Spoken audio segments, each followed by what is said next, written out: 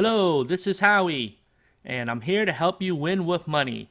First of all, I want to wish you a happy, Merry Christmas. And you may be watching this a few days later, so have a happy new year. So what I'm going to do in this episode is to explain my Rocket mortgage plays, and I'm going to paste in all my transactions on the 24, which was a abbreviated trading session. Make sure you hit the like and subscribe button. Don't forget to share this with your friends and family if you want to help them win with money. My goal and my job is to try to teach you something that maybe you never seen before, or maybe some of the other people are not teaching you. So let's get on to it. In a nutshell, if you see back to ETrade, you see I have 2 cover calls expired worthless. So that's what it looks like. I'm just going to go to the transaction log and paste it into my Excel spreadsheet. Here you go. Copy this. I don't care about the collaterals and the interest and things like that. I just need everything from the 24. Here's your Excel. We paste. And on this one, we do need anything that has expiration, because I do track expiration and everything on the 24. So you see I need this one here. I'm going to delete those adjustments real quick. Once you paste, I'm going to just delete the adjustments, so don't look at the row count yet. I know some people think by looking at my row count, you can see if I'm hiding stuff. I'm not. Sometimes the row counts will drop by a few, because you see I got to remove all the adjustments and the transfers, because those things I'm not tracking those. The only thing you should care about, or the only thing I care about, are all the trades. I do track all the expiration, because when you track a ticker symbol, you're going to need that to see if it expired or if I rolled it. So there are some reasons for those. Nothing fancy here. Let me just do the magic of editing. Last thing I'm going to do is my put and calls. Make sure I do that. Those are all good to me. Let me just check the call side real quick.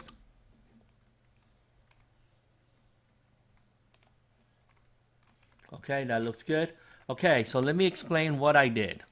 So before we do the pivot on my data, I am going to save it. And you see, I did a lot of these Rocket mortgages lately. So let me just talk through what I end up doing and why. If you go to Rocket Mortgage, I'm going to show you a 1-month chart.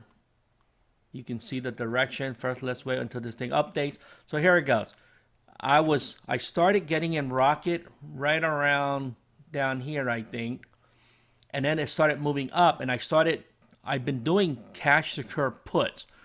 Now, do I really want to own it here or here? I really don't. So now that it's dropping down, it's at $20.83 today, but I don't want to own it. So let me show you what I mean.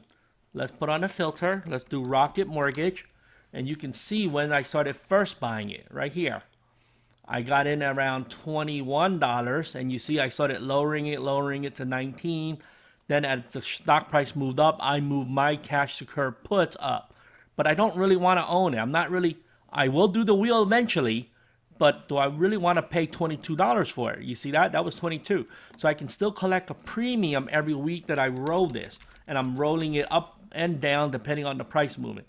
You see here, I collected $610 on this cash secure put without ever owning anything. So that means my cash is making me money. Eventually, what I will do is let it get put to me, and then I'll do the wheel. At what price, I do not know. Stocks that are very volatile, there's never a good price to pay. Because if you did it up here, you could have got put at, you see this, when this was uptrending, you could have said, hey, a fair value would have been right here, $30. So you wrote a put for 28. But look, you would have been holding the bag for a long, long time. So you also want to make sure in these things that may move up and down a lot, I don't know if I really want to own it. If you got it down here, you could have did the wheel and got out, and then bought it back, and then got out, and then bought it back and got out. So the wheel is never an easy thing. It's not a sure thing either. There are times where if you get into the wheel and you own it near the peak, you can be holding the stock for longer than you want. So you want to be cautious on that. So for me, I'm okay with just holding the cash and rolling my cash secure put down, because I can't tell you this is the bottom. What if this thing breaks $20? Is $19 the bottom? Or is it $18 the bottom? Or is it $4? I do not know. So what I'm trying to do is make money using the cash. The broker company holds it, and I just trade it. Hopefully you get that. Now let's see what my monthly totals are so far. I'm going to scroll to the top here, go to my pivot table, and hit the refresh button, and you will see how much I made on Christmas Eve. And there you go. Not bad, not too shabby, not too shabby.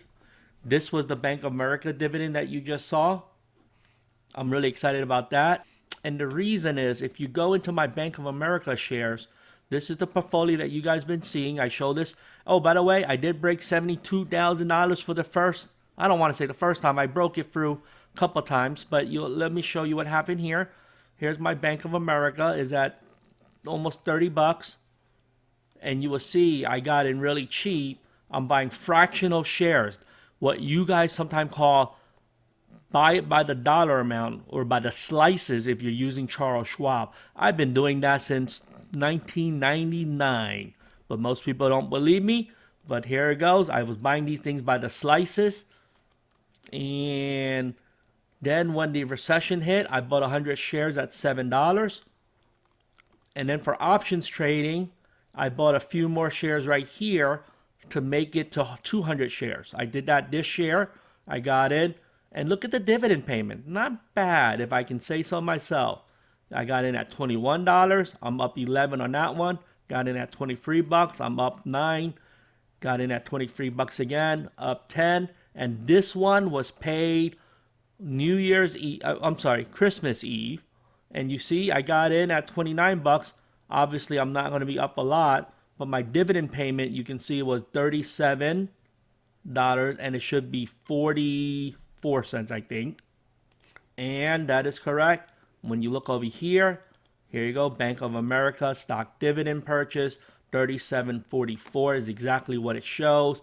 The brokerage company listed twice, so I break it into two different components.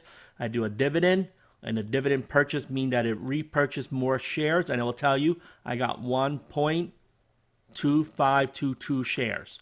Okay, that makes sense. So let's switch back, and here you go. You can see that. So dividends play a very important role in my portfolio, even though it seemed like I don't collect dividends because I only show a lot of options trade. So you may think I don't collect dividends, but I do, and I care about them, because it adds up. Even though it shows 136%, the bulk of my money when I invested in this thing was under 10 bucks a share. Now, over time, this will skew upwards. As my dividend payment keep on adding in, it's going to bring this up to 13 bucks, 14 bucks, 15 bucks. It makes it look like I paid a lot for my shares, when in reality, most of my shares were collected under 10. Okay, let's go back to my tracker. I know you guys also, let me just go back to this. So that's my tracker for the month. I know I didn't do this yet, so let's take a quick look. It says 39. Let's open this up. I never really did fix that. I need to change that. Let's hit the refresh button, and there you go. Will I break 5,000 for the month? I don't know. And do I really care? The answer is no. I'm not doing these videos to make a point or prove anything. I could have, because my lemonade trade is doing really well, and I showed that in my previous videos. But let me just say that I'm going to finish out the year what I expect, and I start all over again. I repivot everything all over. So I'm having a good year. In this is just options, and if you subtract the dividends, you got to subtract the dividends out of this. So really, I'm still $1,000 behind if you subtract the dividends. But it's still a good year. That's the way I'm looking at it. I'm tracking these things. I'm not even counting the gain or losses for my actual portfolio. This is mostly in a trading account where I want to show you what happens when you trade. that brings this video to an end. Hope you guys enjoyed. Please like and subscribe again. Comment below if you want to see something different for 2021. And have a profitable day. Bye-bye.